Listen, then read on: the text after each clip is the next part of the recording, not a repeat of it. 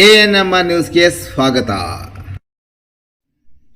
ಚಿಂತಾಮಣಿ ನಗರದ ಎನ್ಆರ್ ಬಡಾವಣೆಯ ನಗರಸಭೆ ಕಚೇರಿಯ ಹಿಂಭಾಗದಲ್ಲಿರುವ ಗುರುಸ್ಪರ್ಶ ತಾಯಿ ಮತ್ತು ಮಕ್ಕಳ ಆಸ್ಪತ್ರೆಯಲ್ಲಿ ವಿಶೇಷ ಚಿಕಿತ್ಸಾ ಸೌಲಭ್ಯಗಳು ದೊರೆಯಲಿದೆ. ಮಕ್ಕಳ ತಜ್ಞರಾದ ಡಾಕ್ಟರ್ ಕಲ್ಯಾಣೇಶ್ ಜಿ ವಾರದ 7 ದಿನಗಳಲ್ಲಿ ಮಕ್ಕಳ ತುರ್ತು ಚಿಕಿತ್ಸೆ ಜೊತೆಗೆ ಪ್ರತಿದಿನ 7ರಿಂದ ಮಧ್ಯರಾತ್ರಿ 12 ಗಂಟೆವರೆಗೂ ಕಾರ್ಯನಿರ್ವಹಿಸಲಿದ್ದಾರೆ. ನವಜಾತ ಶಿಶು ಆರೈಕೆ, ರೋಗ ನಿರೋಧಕ ಲಸಿಕೆಗಳು, ಒಳರೋಗಿ ಮತ್ತು ಹೊರರೋಗಿ ಸೇವೆಗಳ ಜೊತೆಗೆ ಫೋಟೋಥೆರಪಿ ಮತ್ತು ನೆಬುಲೈಸೇಷನ್ ಸೇವೆಗಳು ಇವರಿಂದ ದೊರೆಯಲಿದೆ.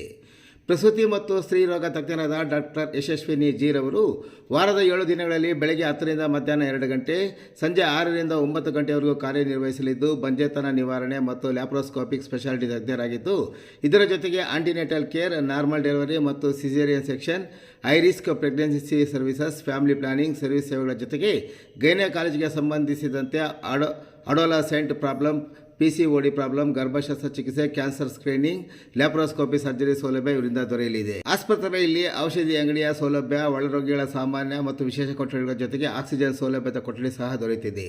ಹೆಚ್ಚಿನ ವಿವರಗಳಿಗೆ ಮೊಬೈಲ್ ಸಂಖ್ಯೆ 7676985401ಕ್ಕೆ ಸಂಪರ್ಕಿಸುವುದು. ಕರ್ತವ್ಯ ನಿರ್ವಹಿಸುತ್ತಿದ್ದ ಪೊಲೀಸರ ಮೇಲೆ ಹಲ್ಲೆ, ಆರೋಪಿ ವಿರುದ್ಧ ಪ್ರಕರಣ ದಾಖಲು. ಕರ್ತವ್ಯ ನಿರ್ವಹಿಸುತ್ತಿದ್ದ ಹೊಯ್ಸಳ 112 ಸಿಬ್ಬಂದಿಯ ಮೇಲೆ ಹಲ್ಲೆ ನಡೆಸಿ ಸರ್ಕಾರಿ ಕರ್ತವ್ಯಕ್ಕೆ ಅಡ್ಡಿಪಡಿಸಿದ ಆರೋಪದಡಿ ವ್ಯಕ್ತಿಯೊಬ್ಬನ ವಿರುದ್ಧ ಚಿಂತಾಮಣಿ ನಗರ ಪೊಲೀಸ್ ಠಾಣೆಯಲ್ಲಿ ಪ್ರಕರಣ ದಾಖಲಾಗಿದೆ.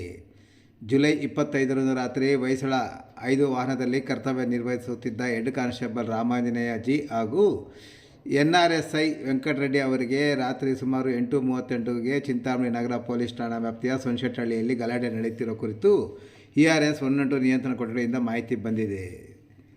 ತಕ್ಷಣ ಸ್ಥಳಕ್ಕೆ ತೆರಳಿದ ಪೊಲೀಸರು ದೂರುದಾರ ಅರವಿಂದ್ ಅವರನ್ನು ವಿಚಾರಿಸಿದಾಗ ಅವರ ಮಾವ ಗೋಪಾಲಕೃಷ್ಣ ಗಲಾಟೆ ನಡೆಸಿ ಚಾಕುವಿನಿಂದ ಬೆದರಿಕೆ ಹಾಕಿರುವುದಾಗಿ ತಿಳಿಸಿದರು. ಈ ಹಿನ್ನೆಲೆಯಲ್ಲಿ ಪೊಲೀಸರು ಗೋಪಾಲಕೃಷ್ಣ ಅವರನ್ನು ಪ್ರಶ್ನಿಸಿದ ವೇಳೆ ಅವರು ಪೊಲೀಸರೊಂದಿಗೆ ವಾಗ್ವಾದ ನಡೆಸಿ ಅವಾಚ್ಯ ಶಬ್ದಗಳಿಂದ ನಿಂದಿಸಿದ್ದಲ್ಲದೆ ಹೆಡ್ ಕಾನ್ಸ್ಟೇಬಲ್ ರಾಮಾಂಜನೇಯ ಅವರ ಸಮವಸ್ತ್ರದ ಕಾಲರ್ ಹಿಡಿದು ಎಳೆದಾಡಿ ಕೆನ್ನೆಗೆ ಹೊಡೆದಿರುವುದಾಗಿ ಆರೋಪಿಸಲಾಗಿದೆ. ಅಡ್ಡ ಬಂದ ARSI ವೆಂಕಟರೆಡ್ಡಿ ಅವರ ಮೇಲೆಯೂ ಹಲ್ಲೆ ನಡೆಸಿ ಉಗುರಿನಿಂದ ಕತ್ತಿನ ಬಳಿ ಪರಿಚಿ ಕೈ ಬೆರಳಿಗೆ ಕಚ್ಚಿ ಗಾಯಗೊಳಿಸಿದ್ದಲ್ಲದೆ ಕಾಲಿನಿಂದ ಒದ್ದು ಇಲ್ಲಿಂದ ಹೋಗದಿದ್ದರೆ ಸಾಯಿಸುತ್ತೇನೆ ಎಂದು ಜೀವ ಬೆದರಿಕೆ ಹಾಕಿರುವುದಾಗಿ ದೂರಿನಲ್ಲಿ ಉಲ್ಲೇಖಿಸಲಾಗಿದೆ. ಸ್ಥಳದಲ್ಲಿದ್ದ ಸಾರ್ವಜನಿಕರು ಮಧ್ಯಪ್ರವೇಶಿಸಿ ಜಗಳವನ್ನು ಬಿಡಿಸಿದ್ದು, ಗಾಯಗೊಂಡ 2 ಪೊಲೀಸರು ಚಿಂತಾಮಣಿ ಸರ್ಕಾರಿ ಆಸ್ಪತ್ರೆಗೆ ತೆರಳಿ ಪ್ರಾಥಮಿಕ ಚಿಕಿತ್ಸೆ ಪಡೆದಿದ್ದಾರೆ. ಈ ಸಂಬಂಧ ಗೋಪಾಲಕೃಷ್ಣ ವಿರುದ್ಧ ಸರ್ಕಾರಿ ಕರ್ತವ್ಯಕ್ಕೆ ಅಡ್ಡಿಪಡಿಸಿರುವುದು, ಸರ್ಕಾರಿ ನೌಕರರ ಮೇಲೆ ಹಲ್ಲೆ, ಅವಾಚ್ಯ ನಿಂದನೆ ಹಾಗೂ ಜೀವ ಬೆದರಿಕೆ ಸೇರಿದಂತೆ ವಿವಿಧ ಆರೋಪಗಳಡಿ ಚಿಂತಾಮಣಿ ನಗರ ಪೊಲೀಸ್ ಠಾಣೆಯಲ್ಲಿ ಪ್ರಕರಣ ದಾಖಲಾಗಿದ್ದು ತನಿಖೆ ಮುಂದುವರೆದಿದೆ.